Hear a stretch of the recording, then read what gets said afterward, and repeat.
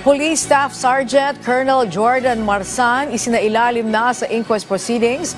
Bukod sa mga kasong kriminal, gumugulong na rin ang kasong administratibo laban sa pulis na maaaring humantong sa pagkakasibak nito sa serbisyo.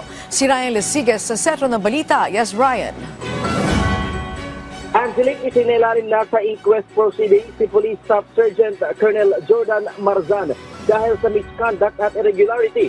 Ayon kay NCRPO Regional Director Police Major General Anthony Aberin, nitong Abril 21 nang arestuhin ang pulis dahil sa paglabag sa RA 7610 o ang Special Protection of Children Against Abuse, Exploitation and Discrimination Act. Matapos maaresto ay agad ding dinisarmahan ang suspect. Nag-ugat ang reklamo laban kay Marzan matapos mag-viral sa social media ang kanyang pang-aabuso. Lumalabas sa inisyal na investigasyon na lasing ang suspect at dahil wala sa katinuan, pwersahan itong pinasok ang tatlong bahay sa No. 1 Caragay Street, Barangay Damayan sa Quezon City.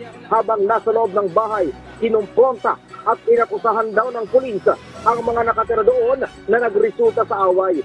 Pilit din daw nitong hinahanap ang isang dimple na kalaunan ay napagalamang hindi naman nakatira doon. The suspect got irritated and said, kapag hindi nyo inilabas, pagpapapatayin ko kayo. The said witness complainant directed the suspect outside their house, and when she had the opportunity, she ran and to call for help. When she looked back, she saw the suspect forcibly entered another house occupied by another victim. Sabi pa ng may-ari ng bahay na sinaktan din daw nito ang kanyang minor de edad na anak. Nakuha na ng video ang insidente at agad na i-post sa social media. Nangyari ang insidente, Angelique, madaling araw nitong Abril 21. Nagsisend ng information report at nagagalit siya. Pinaparatangan siya na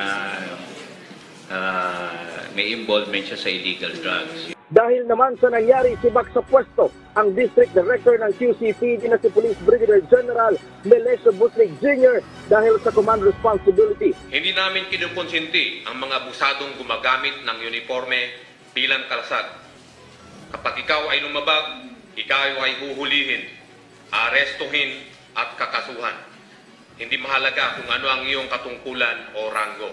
Bukod sa mga kasong kriminal, gumugulong na rin ang kasong administratibo laban sa pulis na maring humantong sa pagkakasabak nito sa serbisyo. Angelique. Okay, maraming salamat sa iyo, Ryan Lesigas.